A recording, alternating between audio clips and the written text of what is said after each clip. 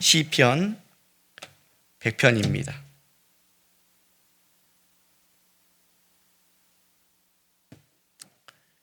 시편 100편 1절에서 5절까지 말씀 우리 한 절씩 교독하겠습니다. 온 땅이여 여호와께 즐거운 찬송을 부를지어다.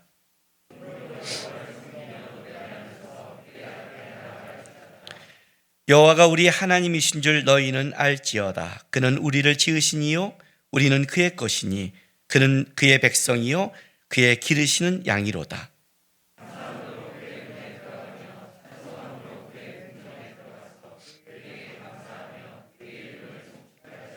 같이 읽습니다. 여호와는 선하시니 그의 인자심이 영원하고 그의 성실하심이 대대에 이르리로다. 아멘. 오래간만에 함께 예배하고 옆에 같이 성도와 예배하니까 감사하죠. 네. 그런데 우리는 동아리가 아닙니다. 우리는 취미 생활로 오는 것도 아닙니다. 우리는 내가 인생 속에 어려움을 당하면 신앙이 하나 있으면 좋은데 어떤 종교를 선택할까 하고 기독교를 선택한 게 아닙니다. 우리가 죄인이었을 때 그분이 우리에게 나타나셔서 우리를 깨닫게 하시고 그의 자녀됨을 알려주는 은혜를 입은 자들입니다.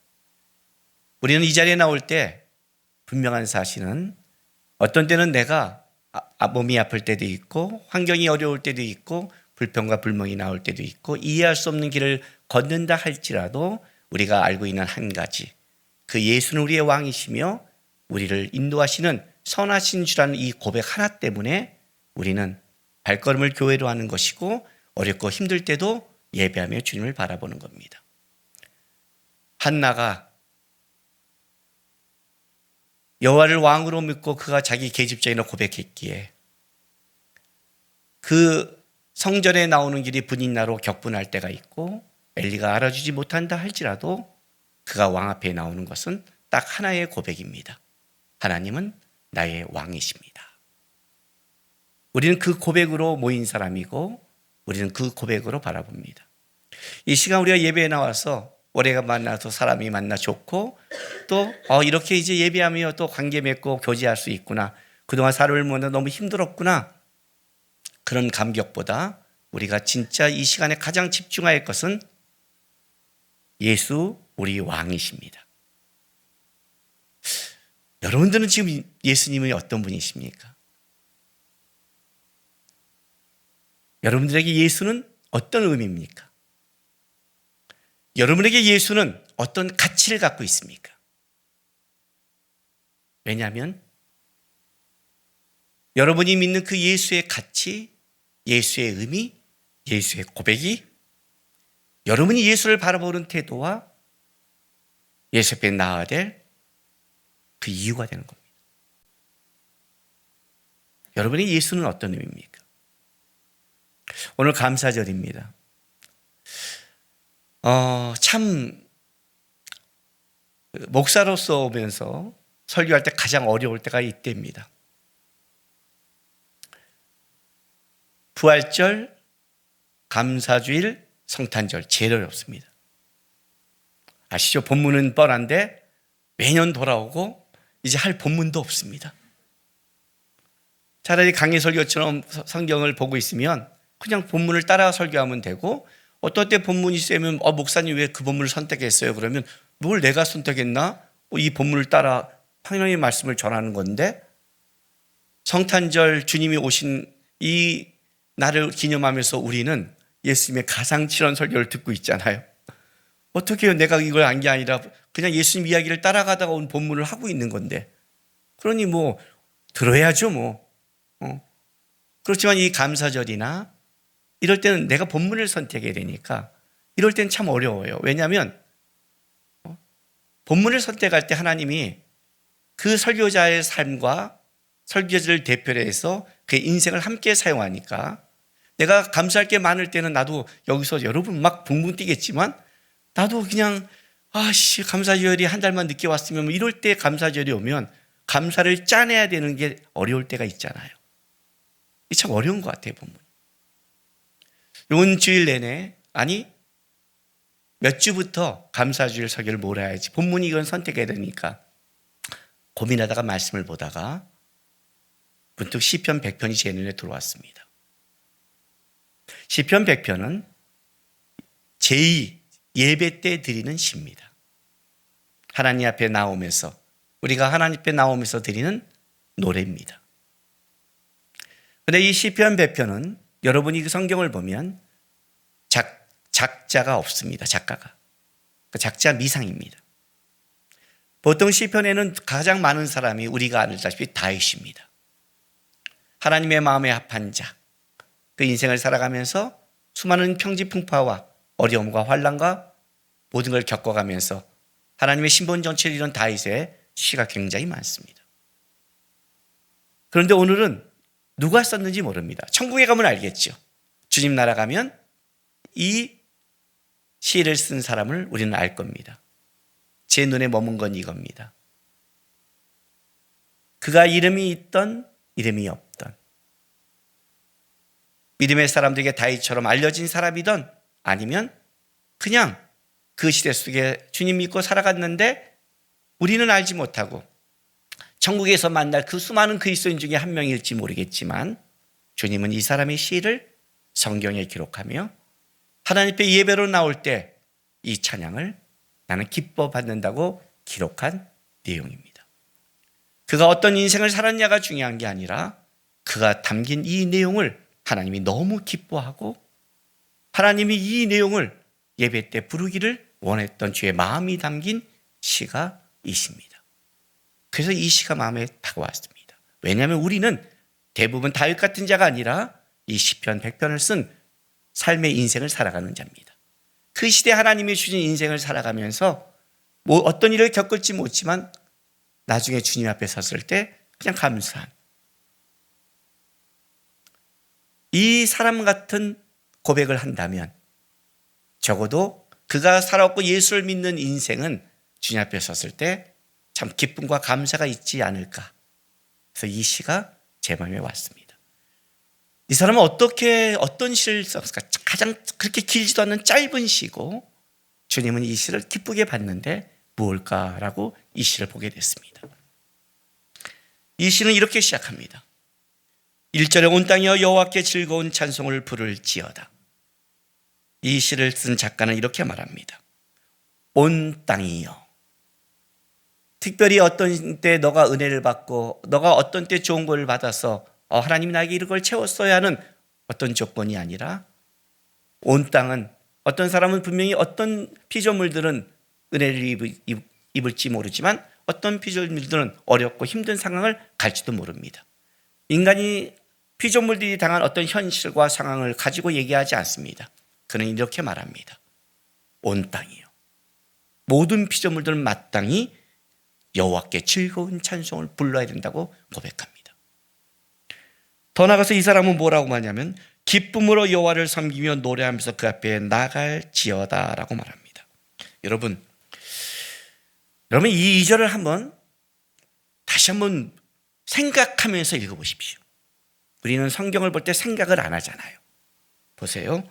기쁨으로 여호와를 섬기며 노래하면서 나아가래요. 섬기다. 종이 주인을 섬기는, 노예가 주인을 섬기는 단어입니다.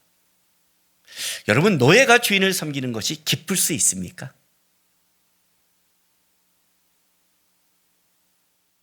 종이, 자유가 없는 자가 주인을 섬기라는데 그게 기쁠 수 있습니까?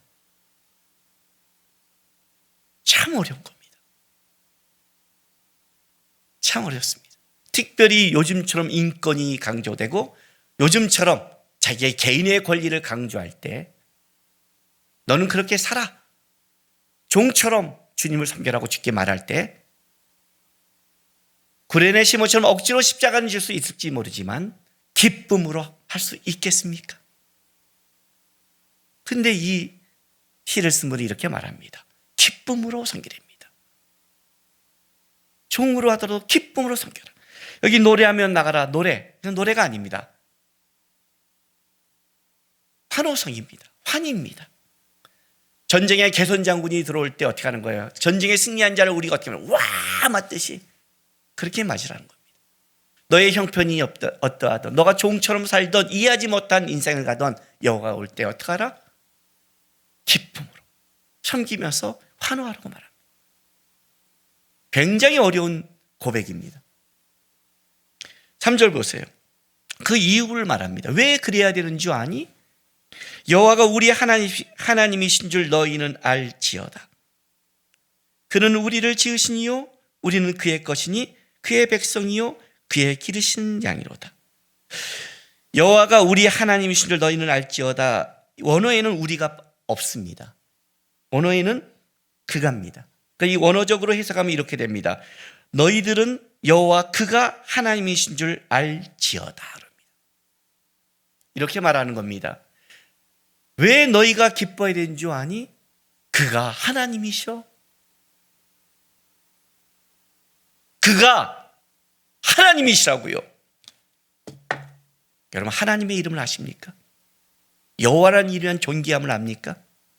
성서의 기자들이 성경을 쓰다가 여호와 이름이 오면 딱 멈추고 가서 다시 모욕하고 와서 다시 세부수로 써야 되는 그 이름 한 글자 한 글자가 새로워야 되는 그 여호와. 감히 여호와라는 이름을 할 수 없어서 이스라엘 백성들이 아도나이란 다른 말로 부른 그 존귀한 이름. 너가 종이라고? 너가 묶여있는 게 억울하다고? 너가 환호하지 못는다고? 왜? 너를 보고 있니? 아니, 그가 여호와야. 너가 찬양할 대상을 봐봐. 그가 여호와야. 그걸 말하는 거예요. 더 중요한 건 이겁니다. 그런데 그가 여호와인데 너는 그의 것이야. 시편 기자가 가장 감격한 게 뭔지 아십니까? 우리는 그의 것이 될 자격이 없는 자입니다. 그는 노예보다 더 비참한 상태에서 죽어도 되는 자였습니다. 근데 이렇게 말합니다. 우리가 그의 것이야. 우리가 그의 자녀가 됐어.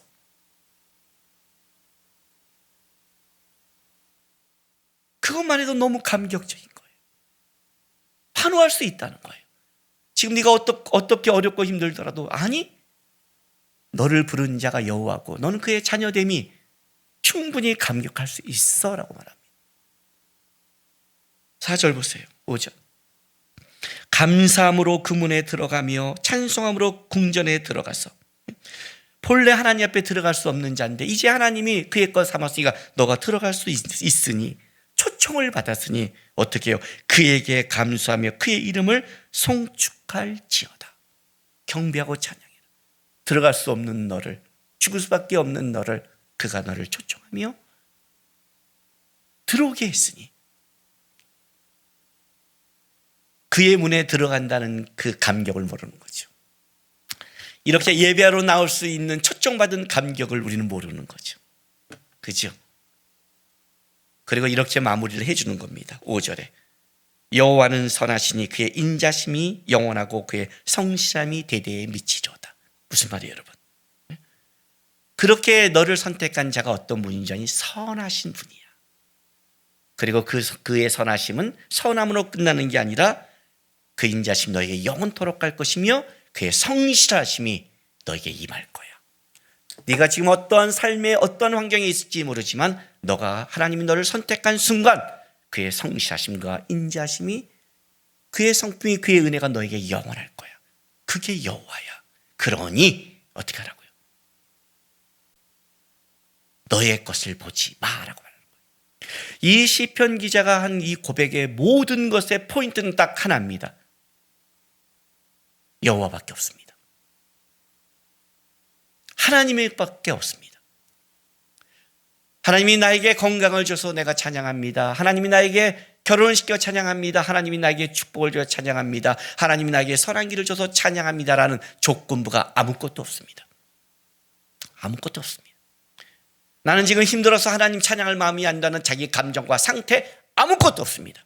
그런 딱 한 가지만 얘기합니다. 온 땅이요. 그 온 땅 중에 어떤 자는 끔찍한 인생길을 걷는 자가 있을지 모르고 어떤 자는 감격적이 모르지만 너에게 맞추는 게 감사가 아니라는 겁니다. 감사는 너에게 오는 너의 상태에 너를 유익하게 하기 위해서 오는 것이 아닙니다. 그건 샤머니즘입니다. 비나이다 비나이다, 천지신명께 비나이다. 어떤 신도 상관없습니다. 내 비는 것을 들어줘서 감사합니다는 것은 철저히 이거는 기독교가 아닌 겁니다. 기독교는 딱 한 가지를 말합니다. 그가 여호와라, 천지를 마시는 하나님이라.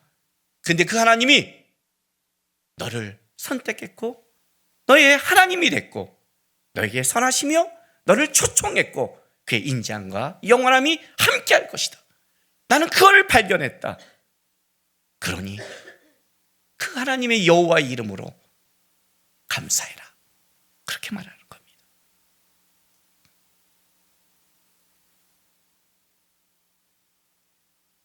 여러분에게 여호와는 어떤 이름입니까? 여러분에게 예수라는 그 이름은 어떤 겁니까? 지금 그 얘기를 묻는 겁니다. 우리의 인생의 어려움, 불평, 오해, 원망, 끔찍한 삶, 이해하지 못한 길, 모든 그리스도인은 한마디면 끝납니다. 뭐요? 하나님 살아계시니까. 예수는 나의 하나님이니까. 이 한마디면 우리는 모든 입을 다물 수 있습니다. 내가 믿는 하나님은 살아있는 하나님이니까, 선하신 분이니까, 끌어가니까. 내가 이해해서 감사한 게 아니라 하나님 때문에 나는 모든 것을 닫을 수 있고 갈 수 있고 감사할 수 있습니다. 감사란 은혜를 아는 만큼 나오는 겁니다. 하나님을 알기 때문에 나오는 겁니다. 여호와 때문에 나오는 이름입니다. 다른 어떤 조건도 없습니다. 여호와 그는 나의 하나님이며 나의 아버지며 나를 초청한 자요 내 인생을 끌어간 자이기에 오늘 내가 사망의 음침한 골짜기를 걷는다 할지라도 나는 여호와 그 이름 하나로 감사할 수 있습니다. 아니 감사하겠습니다. 이게 이 시편 기자의 고백입니다. 하나님이 이 고백이 너무 기쁜 겁니다. 왜? 하나님 그분만으로 기뻐하기에 누군지는 모르지만 성경에 집어넣어서 우리로 대대로 보면서 고백할 내용으로 삼으셨습니다. 여러분 안에는 뭐가 있습니까? 여호와가 가득합니까? 아니면 여러분께 가득합니까? 신앙의 싸움은 이 싸움입니다. 코로나 바이러스 어려운 시대를 지나가고 아직도 어려운 시대를 갈 것입니다. 우리 성도들의 삶 속에 진짜 힘들고 어려운 삶을 지나가는 성도도 있을 것입니다.